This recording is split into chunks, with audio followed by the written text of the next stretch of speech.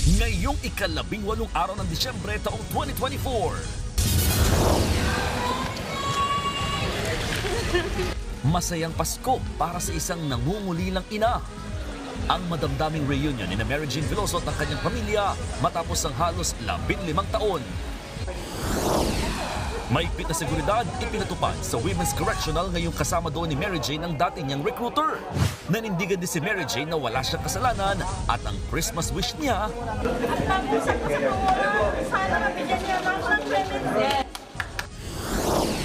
Usapang budget naman. Kontrobersyal na panukalang pondo, hindi mo napipirmahan ni Pangulong Bongbong Marcos dahil marami pa raw kailangang pag-aralan. Habang sa Senado, binanatan ng ate ng Pangulo ang niratipikahang panukalang budget. Wala nga bang himala sa nakalipas na BICAM? 10 ng sambayanan pakiwari ko na may himalang naganap. Congressman Richard Gomez at Erwin Tulfo nagkasagutan sa Kongreso. Since kayo po ay malakas po sa Senado, baka pwede pong sila pong sabihan ninyo. Pagdating ho natin doon, Mr. Speaker, we will do that. Mga nagiinuman sa bar, sinaksak sa leeg ang sintonadong bumirit sa videoke. Bagong silang na sanggol sa Agusan del Sur, pinagtataga matapos mapagkamalang tiyanak. At eto na nga ang mainit na showbiz balita. Atong ang umamin na sa relasyon nila ni Sunshine Cruz. Approved na rin daw sa ex ng aktres na si Cesar Montano.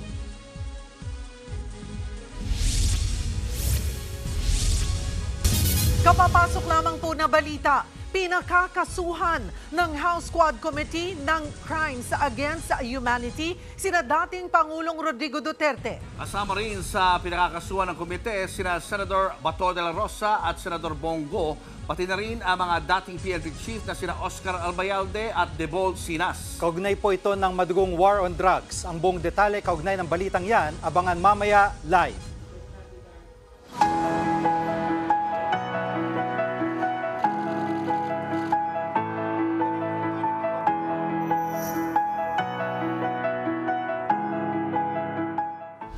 Kumpletong magpapasko ang pamilya Veloso ngayong nakauwi na ng bansa ang Pinay convict sa Indonesia na si Mary Jane.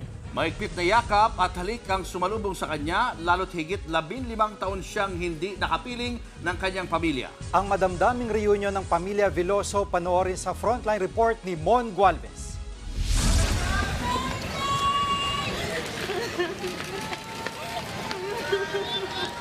Ito ang pagtatagpong halos 15 taong hinintay ng pamilya Veloso. Patakbong sinalubong si Mary Jane.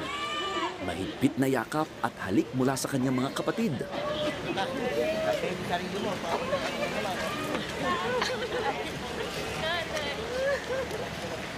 Muli rin siyang nahagkan ng kanyang mga magulang. At nahalikan ng mga anak na napagkaitan ng mahabang panahong makasama ang kanilang ina.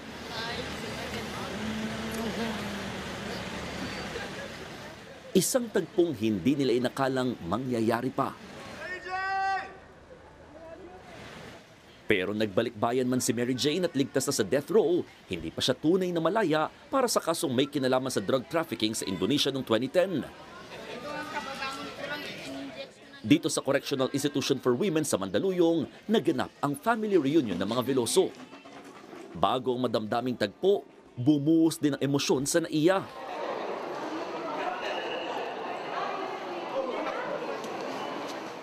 Magdamag doong naghintay ang pamilya Veloso sa pagdating ni Mary Jane. Pero ilang metro na lang sana ang kanilang distansya, hindi sila pinayagang magkita.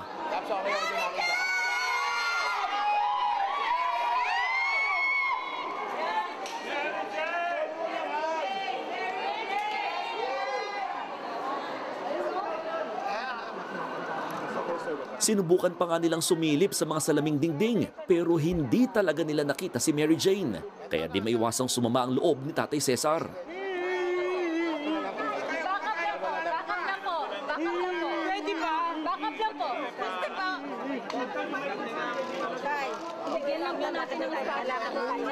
Ginawa nilang criminal working na wala naman po kasalanan.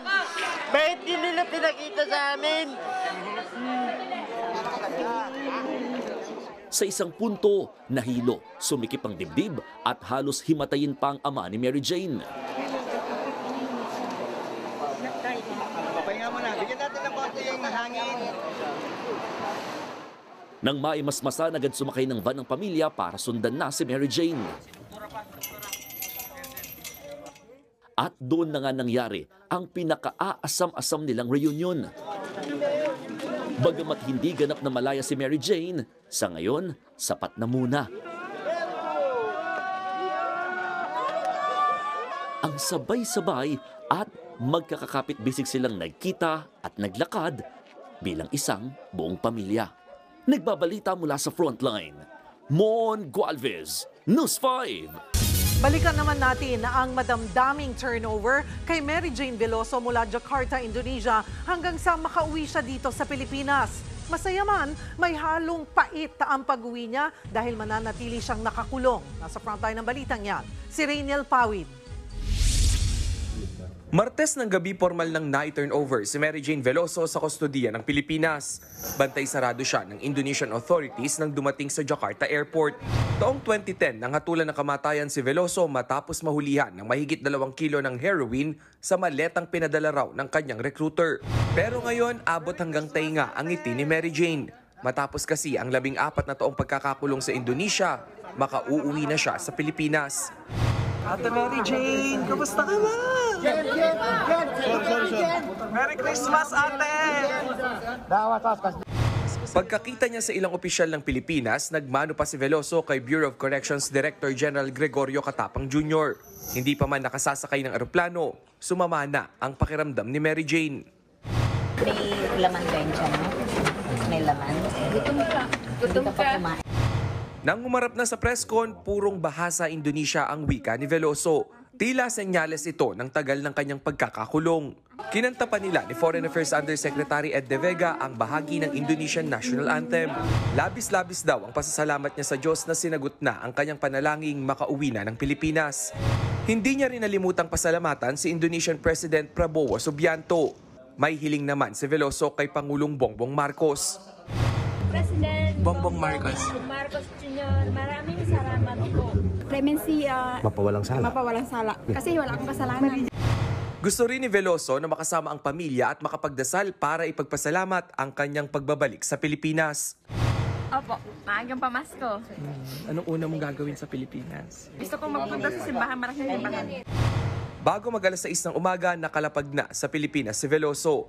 Nahilo at nagsuka pa siya bago bumaba ng eroplano. Kaya kinailangan niya munang magpahinga ng kaunti. Dire-diretso siya palabas ng NAIA Terminal 3 at mabilis na isinakay para ilipat naman sa Correctional Institution for Women sa Mandaluyong City.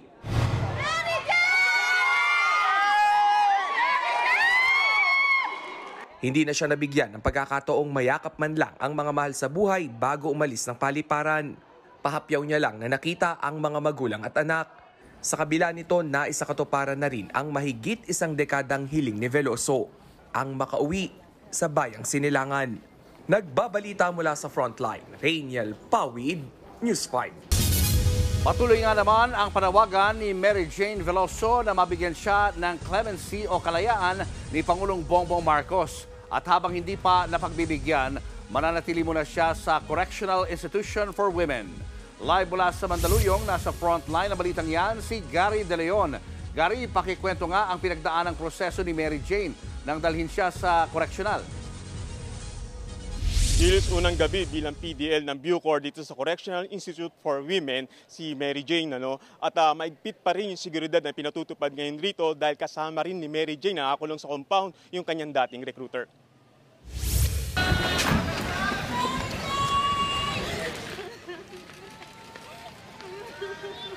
Emosyonal si Mary Jane Veloso at ang kanyang pamilya nang muling magtagpo sa Correctional Institution for Women sa Mandaluyong.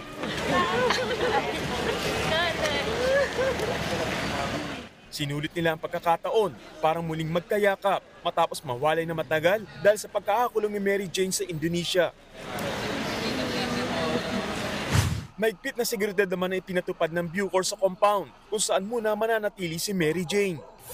Sa higpit ng seguridad na pinatutupad ng Bucor, makikita nyo karamihan ng miyembro ng media sa may gate at razor wire na bakod ng admin building na lamang pumesto para makakuha ng magandang footage at makita si Mary Jane. Agad isinalang sa booking procedure, mugshot at medical examination si Veloso bilang proseso ng mga bagong dating na convicted na PDL. Pero hindi naman nailagay sa isolation facility si Veloso dahil sa dami ng opisyal ng gobyerno na gusto siyang makita. Aminado naman ng Bucor na tila nalabag nila ang mahigpit na protocol sa quarantine ng bagong PDL. Lahat ng protocols na yun out of the window eh. Kasi normally isa-dalawa lang dapat ang bisita. At hindi ka bisita ngayong oras na to eh. Pero pinagbibigyan. Posibleng sa maximum security compound ikulong si Veloso, lalo't itinuturing na heinous crime ang binubuno niyang kaso na drug smuggling. Nakiusap naman ang pamilya ni Veloso na huwag siyang ilipat sa maximum security dahil nandoon ang kanyang recruiter. Pero sagot ng Bucor, maaari raw nilang ilipat ang bagong kulungan sa Davao o sa Palawan ang recruiter ni Veloso. Sa labas ng correctional, nagdatingan ang mga nananawagan ng bigyan ng clemency si Veloso, bagay na ipinakiusap din mismo ni Mary Jane at kanyang pamilya.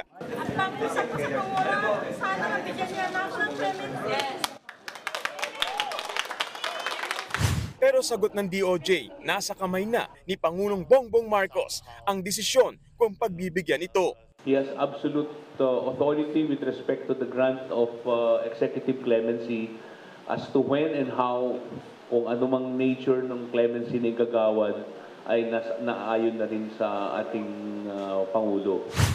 Maaari rin daw i-review ang halos 15 taon na record ni Veloso sa Indonesia para ma-avail niya ang Revised Good Conduct Time Allowance o GCTA. Kung nagkataon, maaaring mapasama si Veloso sa mga lalaya ngayong Disyembre o sa unang buwan ng bagong taon sa Enero.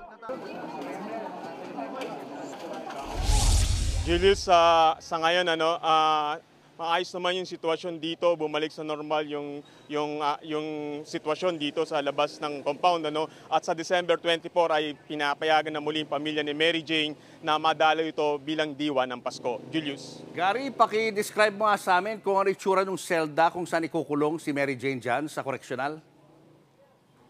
Yung selda niya ay parang 10 square meter lang, tapos may isang kama, may sariling CR, solo lamang siya. Pero ang pinto nito ay bakal din katulad din sa mga rehas. Julius. Maraming salamat, Gary De Leon.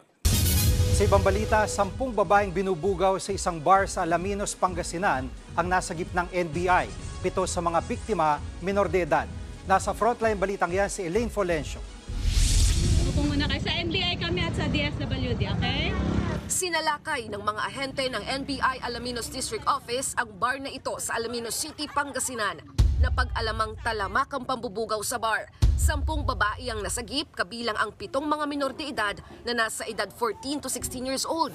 Bakit may bata dito?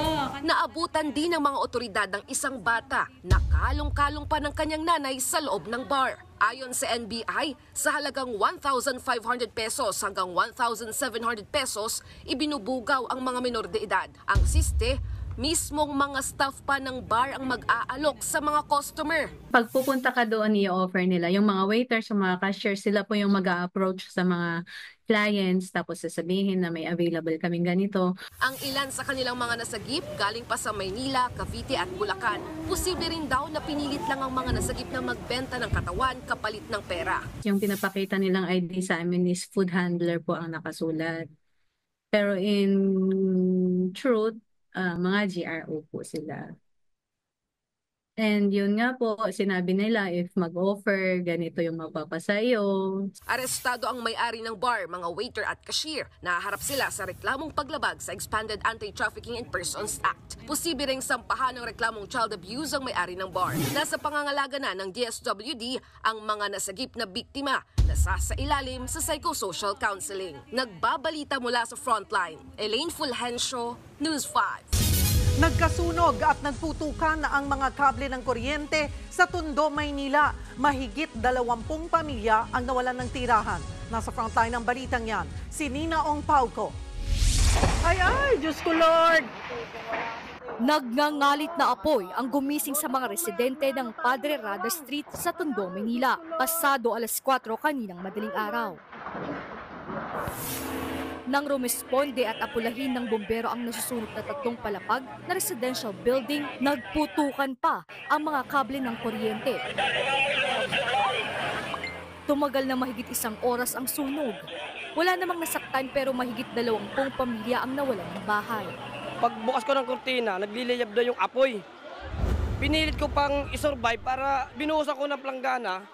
Kaso yung apoy niya nasa kisame na po, parang ulap na siya doon.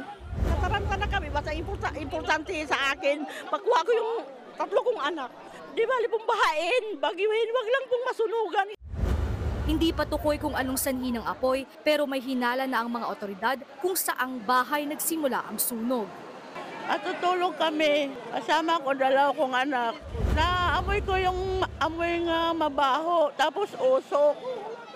Tapos bigla ko tumayo, lakas na ng apoy.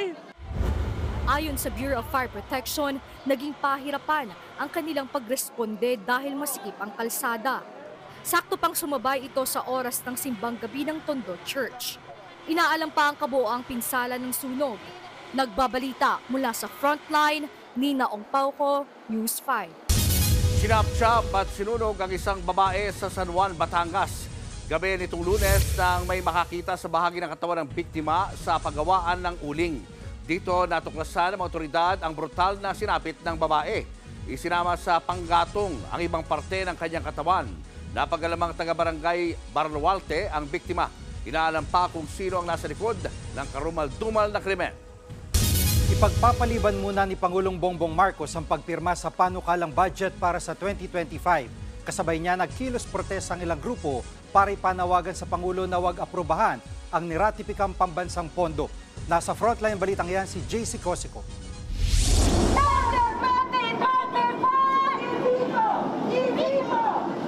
Ito ang panawagan ng mga grupong nagmarcha mula Moraita papuntang Menjola sa Maynila kaninang umaga. Mensahe nila kay Pangulong Bongbong Marcos, huwag aprobahan ang panukalang 2025 budget sa gitna ng umano'y malawakang korupsyon sa pondo. Pero pagdating sa Recto Avenue malapit sa University of the East, hinarangan na sila ng mga pulis. Itinuloy pa rin ang programa. Alam niyo ba, nalulungkot ako kasi hanggang dito lang tayo. Pero nasa background naman natin ang ating kapulisan. Dahil sila din ay nagko-contribute sa PhilHealth. Kasama natin dito. Kabilang sa mga isyu nila ang pagtatanggal ng subsidiya ng PhilHealth para sa 2025, habang yung mga anilay proyekto ng mga politiko umano makikinabang ang siyang binuhusan ng pondo. The last time na nasa Menjola ako ay 25 years ago. Nandito ako uli ngayon dahil hindi na po talaga katanggap-tanggap itong ginagawa nila sa pera ng bayan. This is the highest form of corruption. Tila pagtalikod daw ito sa responsibilidad ng gobyerno sa taong bayan, lalo na sa mga mahihirap at mga manggagawa. Parang ginisa kami sa sariling mantika, pagkatapos ay iniwan kami, pagkatapos nasunog dahil pinabayaan ng gobyerno. Sa December 20 dapat pipirmahan ni PBBM ang 2025 General Appropriations Act. Pero sabi ni Executive Secretary Lucas Bersamin, hindi na ito matutuloy para mapag-aralan pa ng husto ang panukala. Si PBBM daw mismo ang nangunguna sa assessment, katuwang ang mga pinuno ng iba pang ahensya. Hindi pa masabi ng palasyo kung kailan mapipirmahan ang 2025 national budget. Ang tiyak lang sa ngayon, i-veto o hindi palulusutin ng Pangulo ang ilang item. Pero para sa mga grupo, dapat matagal na raw itong ginawa. Halos 1 taon pinag-iisipan ang budget, 1 taon ng deliberation yan. Napakadali naman ng desisyon kung ang iniisip natin ay kapakanan ng taong bayan.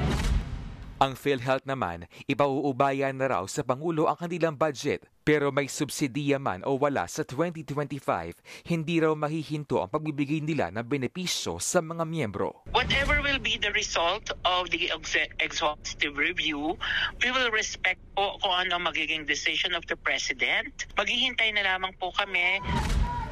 Nagbabalita mula sa Frontline, JC Cosico, News 5. Showbiz, eto na nga! Mga kapatid, eto na nga ang mga umaarangkadang showbiz balita ngayong Miyerkules. Low profile no more. ang relasyon ni na Atong Ang at Sunshine Cruz. Ito po ay matapos aminin ng bilyonaryong si Ang na girlfriend na niya, si Sunshine. Nasa frontline na balitang yan, si MJ Marford. It's official! Very much mag-on na nga raw sina gambling tycoon Atong Ang at ang aktresa si Sunshine Cruz. Ang negosyante mismo ang umamin sa Billionario News Channel na napapanood sa Signal TV tungkol sa kanilang relasyon. Pero bago yan, nag-viral muna ang eksena ng halikan ng dalawa sa magkaibang derby event. Ayon sa ilang showbiz report, maayos naman na tinanggap ng mga anak ni Shine ang relasyon nila ni Atong Ang. Kahit nga ang dati niyang mister na si Cesar Montano, nakipagkamayan pa raw sa negosyante. Nagkita ang dalawa sa birthday ng isa sa mga anak ni na Shine at Cesar. Yun na! Despite and in spite of, happily moving on naman ang aktres na sina Rufa May Quinto at Ay de las Alas. Si Rufa May Opichi sa kanyang friends, imbis na ma-stress, mas nag-glow up pa. Pagkatapos madawit sa investment scam, buzzing din ang issue ng divorce ng aktres sa kanyang non-showbiz husband na si Trevor Magallanes. Pero si Peachy, go gold lang in life. Same kay Ay na kinakarir ngayon ng kanyang dance classes. Time out din daw muna si Miss Ay sa love life at focus muna sa mga naka-line up niyang projects for 2025. Last month lang nang kumpirmahin ng aktres ang hiwalayan nila ng dating asawa na si Gerald Sibayan. Choose happiness. Yan muna ngayon ang peg na nag-iisang comedy queen. Nagbabalita mula sa Frontline, MJ Marfuri, News 5.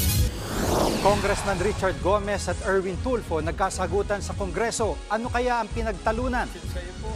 At mga pelikulang magtatapatan sa Metro Manila Film Festival. Magpapabonggahan din sa Parade of Stars. Abangan na ang lahat ng yan sa pagbabalik ng Frontline Pilipinas.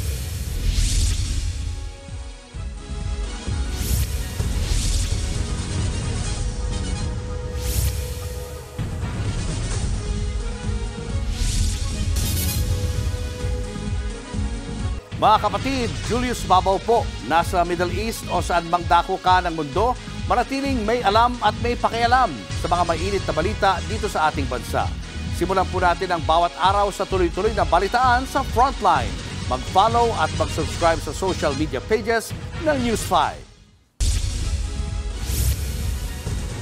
Fully booked na mga bus sa Parañaque Integrated Terminal Exchange o PTEX dahil sa mga uwi ng probinsya ngayong Pasko. At live mula sa Parañaque, nasa Frontline balitang yan, si Gerard de la Peña. Gerard, kumusta na ang sitwasyon dyan sa PTEX? Jiggy, kung nakikita nyo dito sa aking likuran ay napakarami ng pasahero dito sa PTEX at ito yung mga pasaherong papunta ng Bicol. Halos wala na ring mabiling mga tiket para doon sa mga babiyahe papuntang Visayas at Mindanao. At marami rin mga kapatid natin ang uuwi sa Bicol para doon magdiwang ng Pasko. Pero sabi ng mga management ng Parañaque Integrated Terminal Exchange, sa Biyernes o December 20 pa talaga yung simula ng bugso ng mga pasahero dito sa PTEX. Pero ngayon pa lang ay pahirapan na o halos wala ng mabiling mga tiket.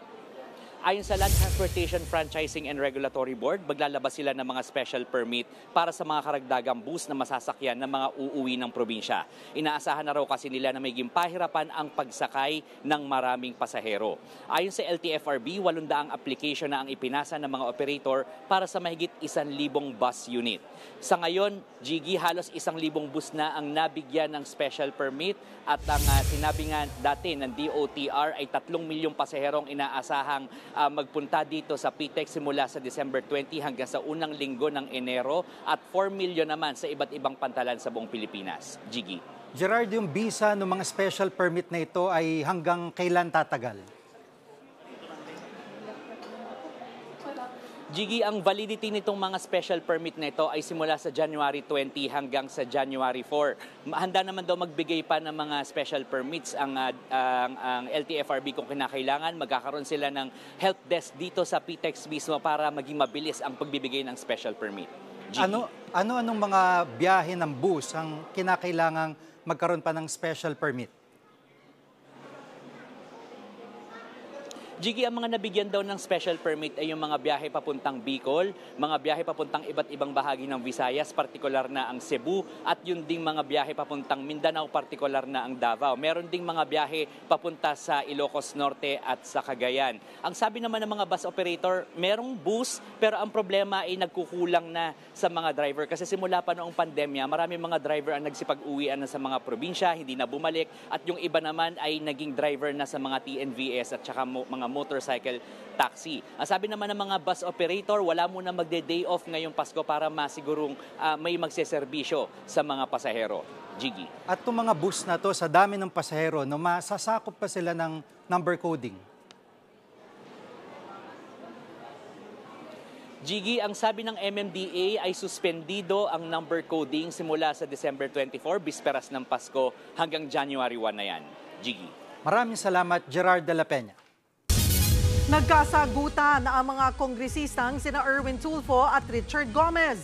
Kaugnayan sa pag-amyenda sa batas tungkol sa pagsama ng media sa mga operasyon kontra droga. Nasa frontline ng balitang yan, si Marian Enriquez.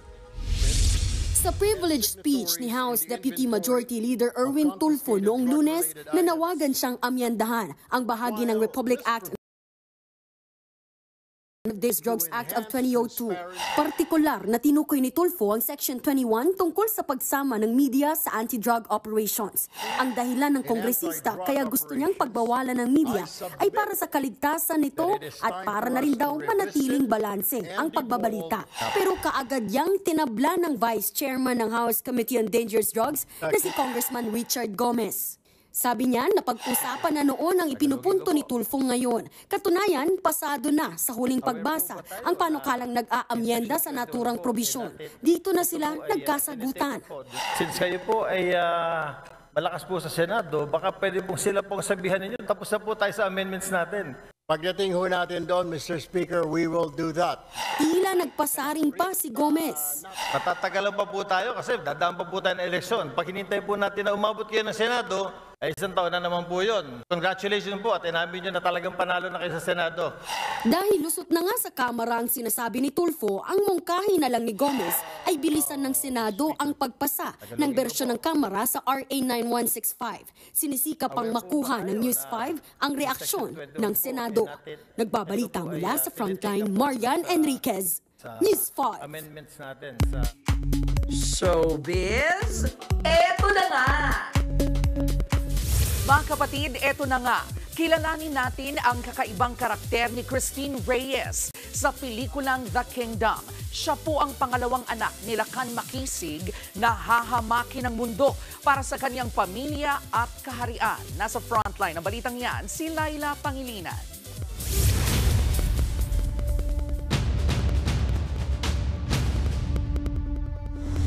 Taglay ang matalas na pag-iisip at sinanay upang pamahalaan ang kaharian ng kalayaan. Pangalawa, sa tatlong anak ni Lacan Makisig. Siya si Dayang Matimyas. Hayaan niyo sana akong makinig sa mga hinaing ninyo. Naging kasangga sa pamumuno ng amang hari, subalit ng dahil sa pag-ibig, pansamantala niyang tinalikuran ang misyon at nilisan ang kanilang tahanan. Nagpaalam ako.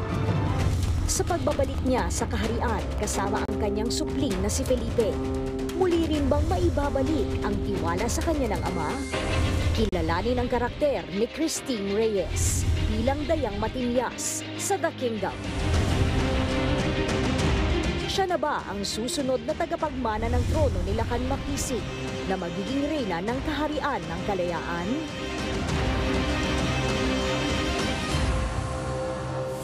Abangan po natin ang pelikulang yan na handog ng MQuest Ventures, APT Entertainment at MZTV Productions. Ito po ay official entry sa 2024 Metro Manila Film Festival.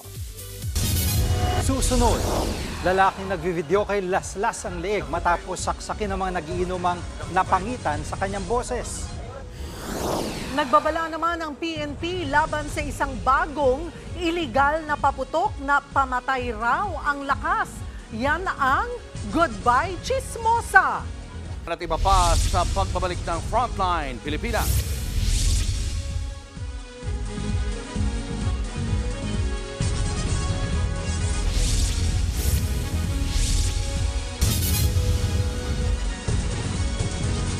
Mga kapatid, Julius Babaw po.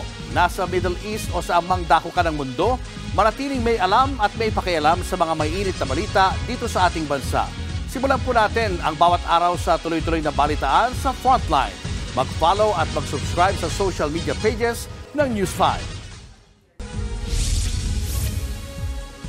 Saksak sa leeg ang inabot ng lalaking bumirit sa isang bar sa Lapu-Lapu City, Cebu. Posible raw nairita ang mga sospek sa sintonado manong biktima. Nasa Frontline balitang yan si Jana Roa.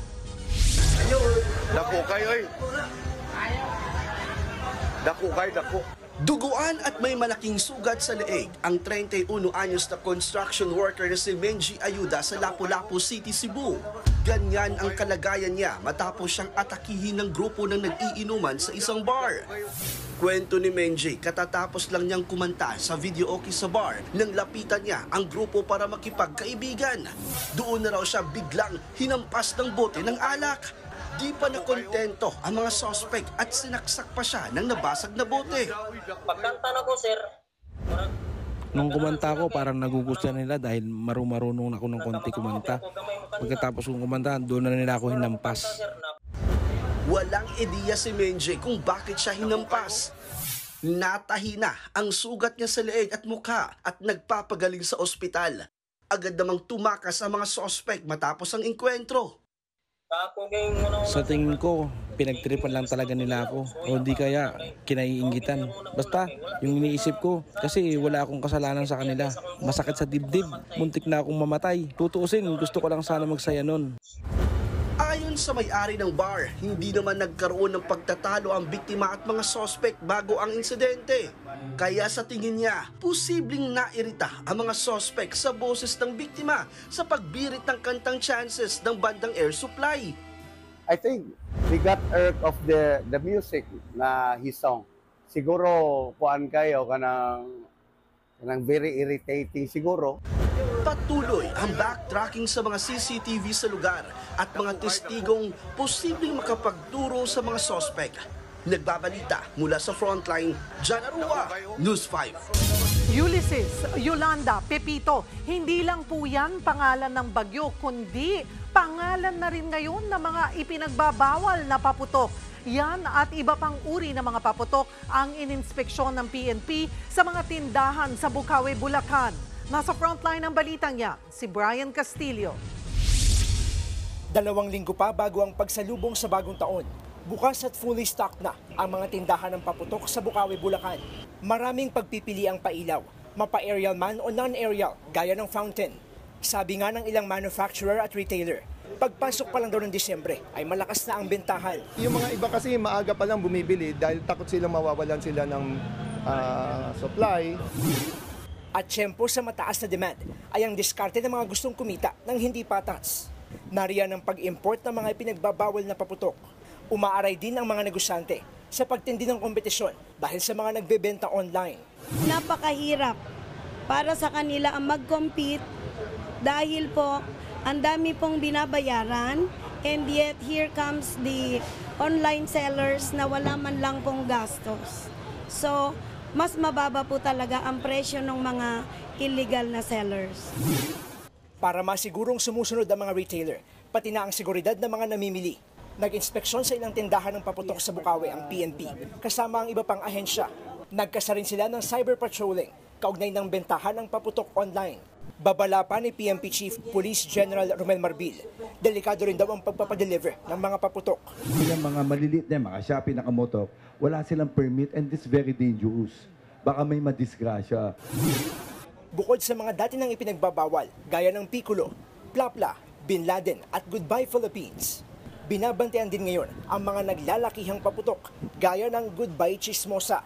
Taon-taon hindi nauubusan ng gimmick itong mga nagbebenta ng illegal na paputok. Bukod sa pamatay na lakas, sa pangalan pa lang, mapapalundag ka na. Halimbawa ito, Christine, Karina, Ulysses, Yolanda at Pepito. Sounds familiar ba? Pangalan kasi yan ng ilan sa mga pinakamalalakas na bagyo.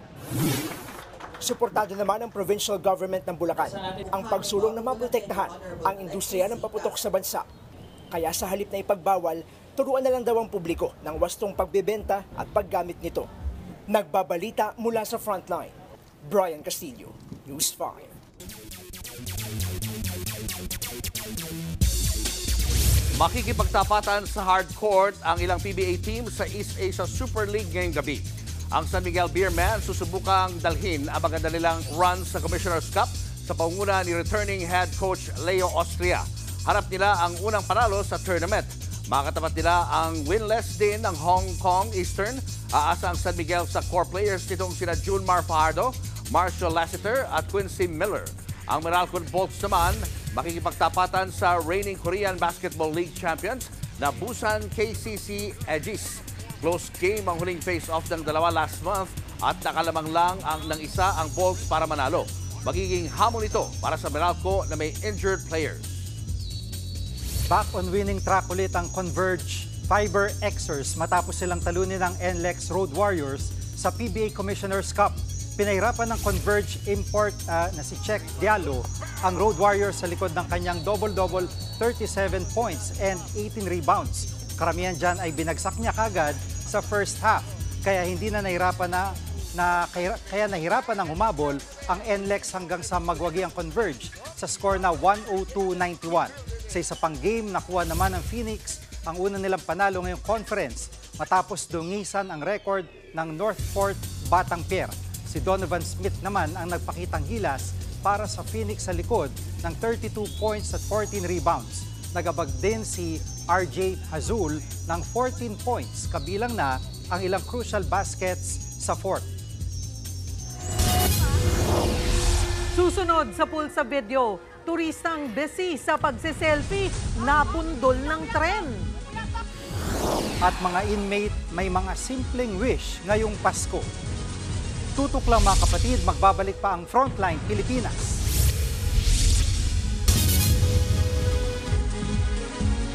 Mga kapatid, Jiggy Manikad po, nasa Middle East o saan mang dako ka ng mundo, manatiling may alam at may pakialam sa mga mainit na balita dito sa ating bansa. Simulan natin ang bawat araw sa tuloy-tuloy na balitaan sa Frontline. Mag-follow at mag-subscribe sa social media pages ng News 5.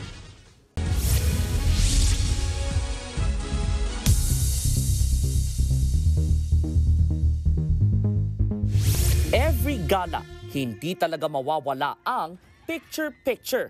Pero ang babaeng ito, selfie gone wrong ng biglang. Nasa pulsya ng tren. Bumagsak ang babae sa lakas ng impact. Dito, nasagasaan ng tren ang kanyang paa. To the rescue naman ang mga kasama niyang turista. Kinilala ang biktimang si Louie, 55 anyos. Nakaligtas siya pero may bali ang kanyang kaliwang paa. Pero dahil malinaw na nilabag niya ang pamunuan ng tren sa pagtuntong sa riles, ang ending, napagastos na siya sa pagpapagamot, pinagmulta pa ng halos $2,000 o mahigit 90,000 pesos. Nagbabalita mula sa Frontline, Brian Basa, News 5. May mga Christmas wishes ang mga preso sa Manila City Jail at 3 sa mga ito ang tinupad ng News 5. Nasa Frontline na balitang yan si Gary De Leon.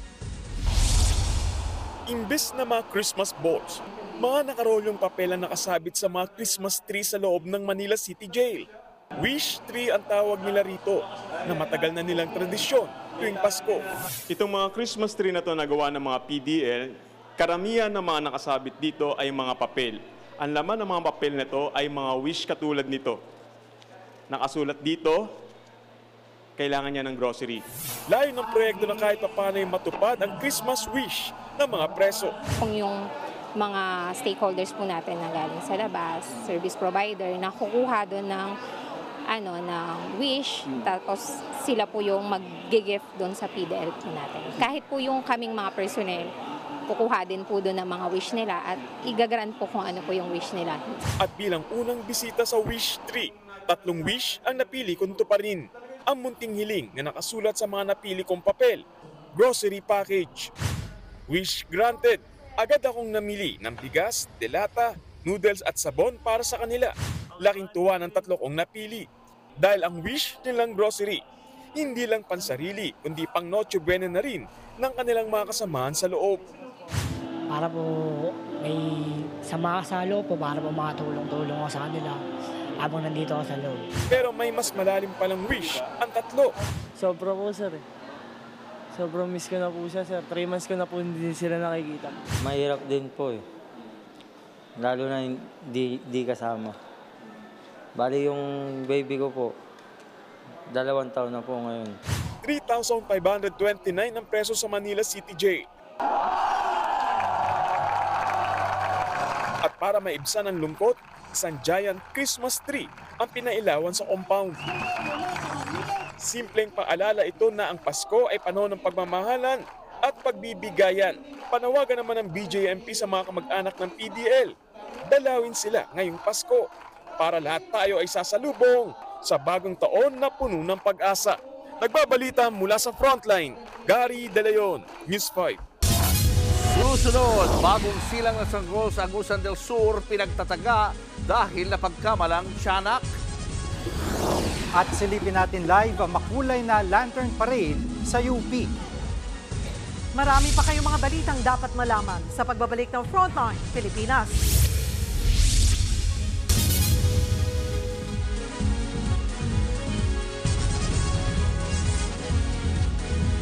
Mga kapatid, Jig Manikad po, nasa Middle East o saan mang dako ka ng mundo manatiling may alam at may pakialam sa mga mainit na balita dito sa ating bansa.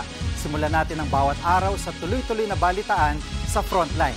Mag-follow at mag-subscribe sa social media pages ng News 5.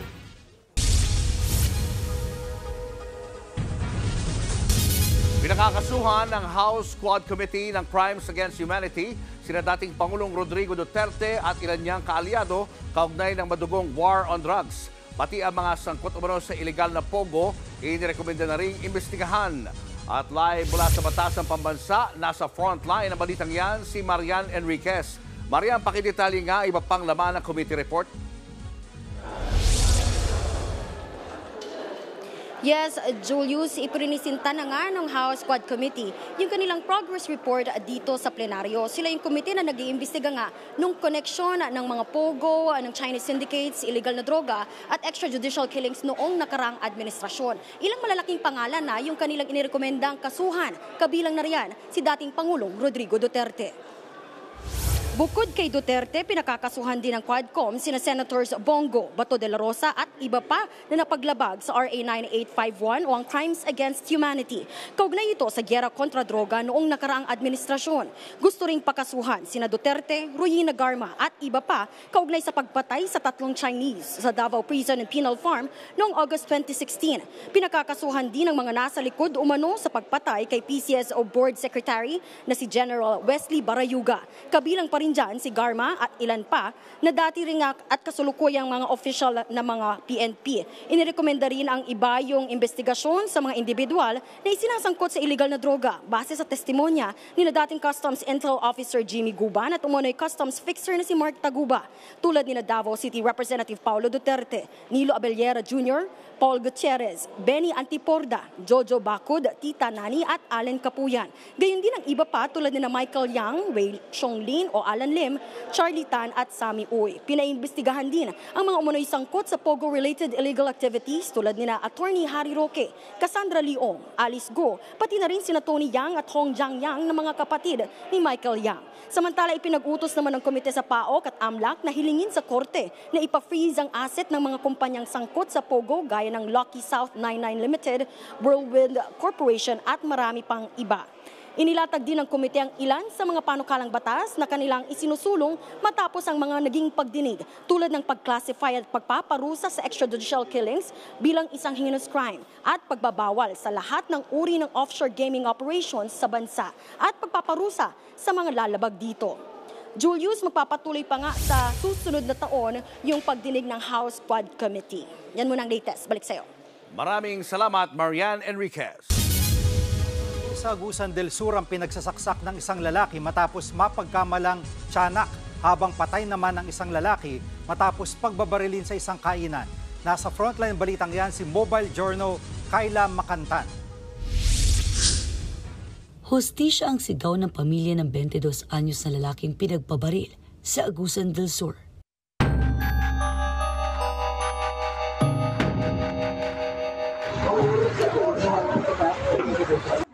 Nakatambay lang sa kainang ito sa Barangay 21 Poblacion, Bayugan City, si Romero Aguelo o mas kilala bilang JR, gabi nitong Lunes, December 16, bandang alas 7 ng gabi, nang umalingaw-ngaw ang sunod-sunod na putok ng baril. Laking gulat na lang ng mga residente nang makitang nakabulagtan na si JR at puno ng dugo. Di nalapas sa paggamutan ng biktima pero hindi na nailigtas pa. Ang ina ng biktima, hindi matanggap ang sinapit ng anak. Wala naman daw kasing anumang gulong kinasasangkutan sa JR. Hindi muna naglabas ng impormasyon ng Bayugan City Police Station para sa mabilis na pag-usad ng kaso. Mga kapatid, Cheryl Cosim po. Nasa Estados Unidos, Canada o saan mang dako ka ng mundo, manatiling may alam at may pakialam sa mga mainit na balita dito sa ating bansa. Simulan natin ang bawat araw sa tuloy-tuloy na balitaan sa Frontline. Mag-follow at mag-subscribe sa social media pages ng News 5.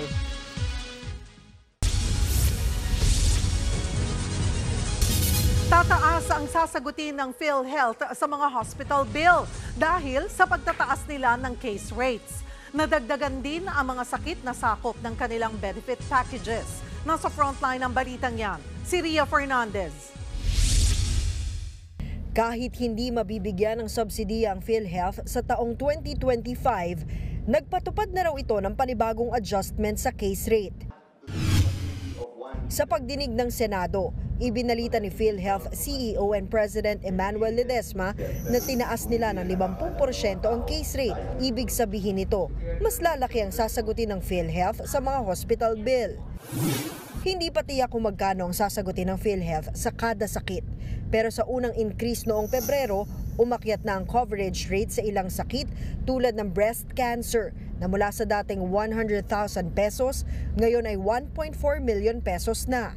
Ipinagmalaki rin ng PhilHealth ang dagdag na 12 benefit packages. Kabilang dyan ang rare diseases, post-kidney transplant care at mobility impairments. Dinipensahan naman ng PhilHealth ang pagkakaroon nila ng reserve fund na sang-ayon naman daw sa Universal Healthcare Law.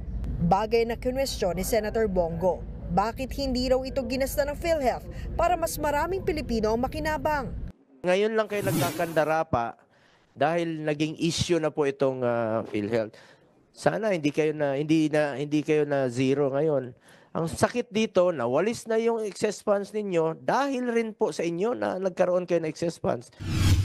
Ayon sa isang Universal Healthcare advocate, hindi kakayanin ng PhilHealth na mawala ng subsidiya. Sa basic packages pa nga lang daw, hirap na silang ipatupad ito. Noong nakaraang taon, sa 1.4 milyon na buntis, kalahati lang ang sinagot ng PhilHealth. Sa 1 milyong TB patients naman, 30,000 lang ang nakakuha ng benepisyo. Ang epekto po nitong pag-zero is, we will not have a consulta package, not in the near future. Ginisa rin ng mga senador ang PhilHealth sa pagkakaroon ng 138 million pesos na budget para sa kanilang anibersaryo. Gala Night and Sports Fest, 32 million and 13 million. Habang ang dami-daming nangangailangan ng healthcare. Who's a smart person who gave this? Mr. Chair, this was endorsed by a group inside PhilHealth. Sino yung grupo? You have to name the group because you have to enlighten that group. The anniversary committee po is headed by Mr. Ray Balenya. Nauna nang sinabi ng PhilHealth na binaba nila ang pondo para sa kanilang anniversary celebration. Ngayon ay nasa 200,000 piso na lang ito. Pinagsusumiti pa rin ng komite ng paliwanag ang anniversary committee tungkol dito. Nagbabalita mula sa Frontline, Ria Fernandez, News 5. Pinunaan ng ilang senador ang ilang kontrobersyal na alokasyon sa panukalang 2025 national budget. Patutsada ni Senadora Amy Marcos, tila may himala raw na nangyari. Nasa Frontline ng balitang yan si Mean Los Baños. Hango sa linya ng isang sikat na pelikula, nagpatutsada ang kapatid ng Pangulo na si Senator Amy Marcos sa naipasang panukalang national budget para sa susunod na taon. Wala nga bang himala sa nakalipas na BICAM? 10 ng sambayanan, pakiwari ko na may himalang naganap. Nalabag sa patakaran natin dito sa Kongreso. Himalang lihim na ginawang pulubi ang Pilipinong animoy nanlilimos at naghihirap sa harap ng mga ganid at makapangyarihan. Maging ang ating Pangulo, aking kapatid, ay nagduda na. Unang kinastigo ni Senator Marcos ang liderato ng Senado na anya ay hindi pinakinggan ang kanyang hiling na gawing klaro ang diskusyon sa budget, partikular ang BICAM meetings bago ito papirmahan sa kanila. Gate ng Senadora, hindi sila binigyan ng paunang kopya bago papirmahan ang BICAM report. Sa kasamaang palad, hanggang ngayon lahat kami ay nangangapa sa dilim. Paano naman ako pipirma sa blankot kulang-kulang na papel? Sinita ni Senator Marcos ang lumusot na higit 1 trillion pesos na budget ng Department of Public Works and Highways o DPWH. Kinwestiyon din ng Senadora ang mas malaking pondo na ibinigay sa DPWH kesa sa sektor ng edukasyon na paglabag daw sa konstitusyon. Laking gulat din daw ni Senator Marcos ang paglusot sa BICAM ng pondo para sa ayuda para sa kapos ang kita o AKAP na una nang tinanggal sa Senado. Ayan ba ang himala? 26 billion na panakip butas, 26 billion na dapat sana ay lunas, sa halip ay inutas-utas. Iisa lang daw ang basa ni Senator Marcos. The drastic cuts in priority programs and the realignment to unnamed, mysterious infrastructure VIP projects, as well as the politicized social protection will be perceived in a brutal election year as simply vote buying. Ganito rin ang sentimiento ni Senate Minority Leader Coco Pimentel sa pagpapalusot ng BICAM sa AKAP funds. Kasama ng Senado sa maling programa. May mali. Something is wrong. Nagpasalamat naman si Senator Marcos na ipinagpaliban muna ng Pangulo ang pagpirma sa panukalang 2025 national budget. Nanawagan na ako sa aking kapatid, ang ating mahal na Pangulong Bongbong, na kung mahina ang aking boses mag-isa, ngayon nawa ay marinig mo ang sama-samang sumamon ng taong bayan. Hindi kailangan pang umabot sa veto, kundi ibalik na lamang sa BICAM. Huwag na munang pirmahan hanggat di pa nasasaayos muli nating mga mambabatas. Ayon naman kay Senate Finance Committee Chairperson Senator Grace Poe, isa itong mabuting senyales ng demokrasya. May kapangyarihan anya ang Pangulo na pag-aralan at kung aaprubahan o hindi ang panukalang pambansang pondo. Nagbabalita mula sa Frontline, Mean Los Baños, News 5. Arestado sa kasong rape si Pandi Bulacan Mayor Enrico Roque. Nasa Christmas party pa si Roque nang hainan ng arrest warrant ng Northern Police District. Inaresto rin ang 2 kasama ng alkalde. Abril noong 2019, nang gawin umano ng alkalde at mga kasabwat niya ang krimen. Isang babae sa Caloocan umano ang biktima. Tumanggi na magbigay ng pahayag ang alkalde at kanyang mga kapwa-akusado. Inaprubahan ng Kamara sa ikatlo at huling pagbasa ang panukalang pagpapaliban ng eleksyon sa Bangsamoro Autonomous Region in Muslim Mindanao o BARM. Sa ilalim ng panukala, mula May 12, 2025, gagawin na itong May 11, 2026. Pahihintulutan din ang Pangulo na magtalaga ng 80 pansamantalang miyembro ng Bangsamoro Transition Authority hanggang sa may maihalal na kapalit. Layunin ng panukalang marisolba muna ang mga isyung legal sa BARM. Tutol naman dito si Basilan Representative Mujib Hataman. Malinaw na paglabag daw ito sa konstitusyon. Kahit holiday season, walang ceasefire o tigil putukan sa pagitan ng militar at CPP-NPA. Parehong Department of National Defense at Communist Party of the Philippines, New People's Army ang nagkumpirmang walang holiday ceasefire. Ayon kay Defense Secretary Guimo Teodoro, ang kahit anong uri ng ceasefire sa CPP-NPA-NDF ay parang ceasefire na rin laban sa mga terorista at kriminal. Habang ang CPP-NPA naman, nagsabing hindi rin sila magdedeklara ng holiday ceasefire sa gitna ng giyera kontra panlulupig gamit ang puwersa ng militar. Isang patay na dambuhalang sperm whale ang napadpad sa dalampasigan sa Getafe, Bohol. Ayon sa Bureau of Fisheries and Aquatic Resources, wala ng buhay na makitang balyena sa Banacon Island nung Lunes. Nasa 14 na metro ang haba nito, mas malaki sa isang bus. May mga sugat sa katawan ng balyena pero hindi raw itong dahilan ng pagkamatay nito. Inaalam pa yan ng mga eksperto. Inabisuan na mga residente roon na huwag lapitan ang patay na balyena. Posible kasing makasama sa kalusugan ang dala nitong bakterya at parasite.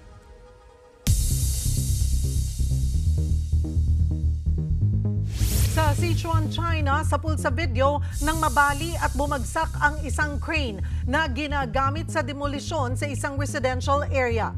Dahan-dahang ibinababa ang tangke ng tubig na yan nang biglang mabali ang nakakabit ditong crane arm. Tuluyang bumagsak ang crane at ang tangke ng tubig. Isang construction worker ang nasawi sa disgrasya. Base sa investigasyon, walang maayos na plano ang construction firm sa ginawa nilang demolisyon. Hindi rin naipatupad ang tamang safety protocols. 2 tauhan ng construction firm ang kakasuhan dahil sa insidente.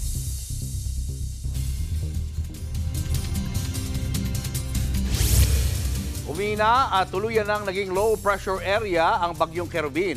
Huling namataan ng LPA, 220 kilometers, silangan ng Hinatuan, Surigao del Sur. Ayon sa Pag-asa, posible pa rin lumakas ang LPA at maging bagyo ulit. Sa ngayon ay magdadala lang ito ng pagulan sa Visayas at Mindanao, partikular sa Eastern Visayas, Caraga at Davao Region. Kalat-kalat na pagulan naman ang maranasan sa Bicol Region, Quezon Province at ilang bahagi ng Mimaropa dahil sa shear line. Hanging amihan naman ang magpapaulan sa Metro Manila at natitirang bahagi ng Luzon. Sa ibang balita sa Frontline, 2 patay ng salpukin ng isang jeep, ang motor at MPV sa Kalawan, Laguna kagabi. Ayon sa mga pulis, unang sinalpok ng jeep ang kasalubong nitong motor saka nagdire-diretso sa isa pang MPV sa Barangay Dayap. Sa lakas ng impact, patay ang rider at pasahero ng jeep na katabi lang ng driver. Sugatan naman ng driver ng jeep at 4 na pasahero nito at 6 na sakay ng MPV. Nagpapagaling na sila sa ospital. Maharap ang driver ng jeep sa reklamong reckless imprudence resulting in multiple physical injuries and damage to properties.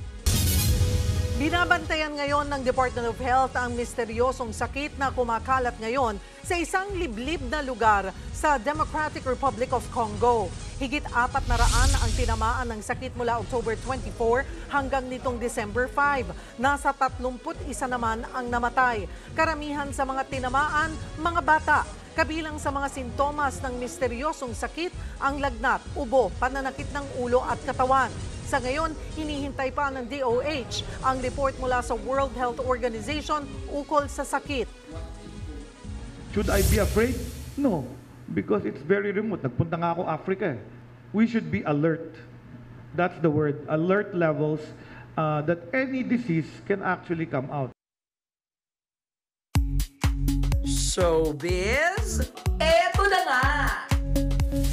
Mga kapatid, eto na nga. Bago po ang tapatan sa takilya ng mga pelikulang kalahok sa Metro Manila Film Festival ngayong taon. Siyempre, pabonggahan muna ng float sa inaabangang Parade of Stars. Nasa frontline na balitang yan, si MJ Marfori. All systems go na para sa Metro Manila Film Festival Parade sa Sabado, December 21. Kabang-abang ang 12-kilometer road trip ng mga magagarbong float ng mga kalahok. Magsisimula ang parada sa kartilya ng Katipunan along Natividad Lopez Street ng 2 p.m. at dadaan sa major roads ng host city na Manila. Magtatapos naman yan sa Manila Central Post Office. But wait, there's more. Dahil pagkatapos ng parada, may pa-free concert pa ang MMFF by 8 p.m. At ang headliner, si Bamboo lang naman. Samantala, tuloy-tuloy ang ratsyada ng stars na kalahok sa festival. Mula sa advance ticket selling hanggang sa red carpet premiere ng kanilang mga pelikula.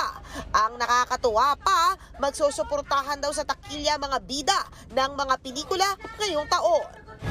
Excited ako kasi napakaraming magaganda ngayong MMFF. Hanggat maaari, makumpleto ko yung 10.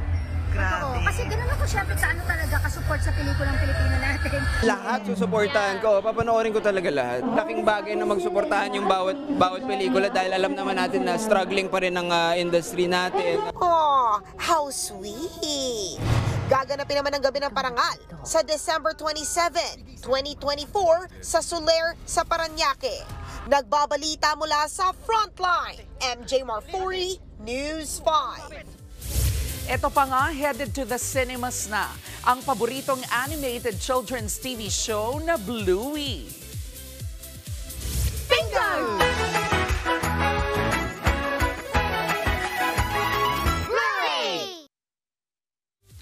Miss Mismong si Bluey ang nag-announce niyan sa kanyang Facebook post. Ito raw po ang kauna-unahang Bluey the Movie at nakatakdang ilabas sa cinemas worldwide sa 2027. 2018, unang inirelease ang isa sa 3 season ng Australian animated TV show. Tungkol po ito sa family of dogs na sina Bluey, ang kanyang kapatid na si Bingo at ang kanilang magulang na sina Bandit at Chili. At yan nga po ang ating showbiz updates ngayong Miyerkules. See you tomorrow mga kapatid. Ako po si Jervy Wrightson. Umarangkada na ang makukulay at naglalakihang mga parol sa UP Lantern Parade. At bawat parola ba may simbolong inuugnay? Kung ano-ano yan, alamin natin live mula sa Quezon City. Nasa frontline ng balitang yan, si Faith Del Mundo. Faith?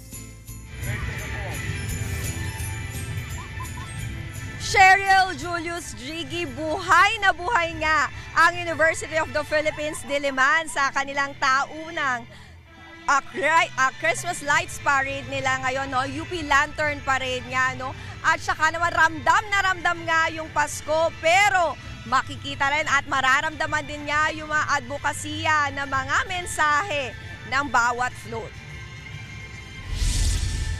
Makukulay ang naglalaki ang mga float dito na may temang Nilayot Sikhay o Reflection and Sail. Nagpapakita raw ito ng lakas sa maraming mga pagsubok na kinakaharap. Kada float may mensahe. Gaya na lang nito na may bangka at mangingisda na ipinapakita ang issue sa West Philippine Sea at ang panawagang itigil ang reclamation ng Manila Bay. Ang Belen style naman na ito ay para sa kalayaan, sa kaalaman at no to censorship. Simbolo naman ng bayanihan ng mga Pilipino ang Bahay Kubo Float. May giant palayok din na inaalay para sa mga masisipag nating magsasaka. Habang ang Sea Turtle Float, importansya ng kalikasan ang ipinapakita. Umikot ang Lantern Parade sa Academic Oval. Quick trivia lang, 1922 nang magsimula ang ganitong tradisyon. Tuluyan itong institutionalize ni 1934 UP President George Bocobo para mabigyan ng masayang year-end activity ang mga estudyante. Julio, Cheryl, Jiggy, nasa 50 pa rin ang mga umikot nga dito ngayon at mamaya nga lamang ay ia-anunsyo na yung mga nagwagi sa paligsahan ng parol. Sa ngayon nga ay nakakaroon pa rin ng mga presentation yung mga lantern parades dito at sinasabi nga nila at tinatalakay ang mensaheng nais nilang ipaabot. Merong mga nagsayawan, nagkantahan at yung iba umakting naman. Julio, Cheryl, Jiggy? Maraming salamat, Faith Del Mundo. Kayo, puro kayo taga-UP. Naalala nyo ba nung sumasali kayo dyan sa Lantern Parade? Sobrang ano yan. Looking forward ang mga estudyante dyan sa Lantern Parade. Tsaka after Lantern Parade, di ba wala ng pasok? Wala. Yun ang naaalala mo. Tsaka isang inabangan dyan, tradisyon talaga, oblation run. Ayun, sumali ba kayong dalawa? Hindi. Paano ba pinipili yun? Ano yun? Yung mga front members, yung mga neophytes yan eh. Diba? Pinaghuhubad sila, as in hubot-hubad, tapos tatakbo sila. Alpha, Phi, Omega, tapos magbibigay sila ng flowers dun sa mga estudyante. So, nabigyan ako ng flowers. Nabigyan ka! Okay, that's nice. So, nag-aabang ka pag gano'n. Ano? Parol ang inaabangan nito. Okay, Lantern Parade na inaabangan mo. Okay. Mga kapatid, napapasarap tayo, pero eto, masaya to. Isang linggo na lang, 7 days na lang mga kapatid, Pasko na. At sira ng mga balita at impormasyong dapat yung malaman sa araw na ito. Mga balita para sa may alam at may pakialam. Kami ang inyong mga kasangga sa Frontline Pilipinas.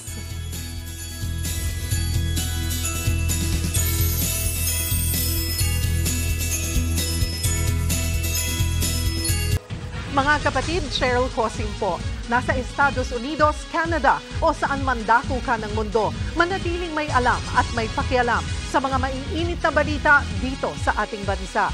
Simulan natin ang bawat araw sa tuloy-tuloy na balitaan sa Frontline.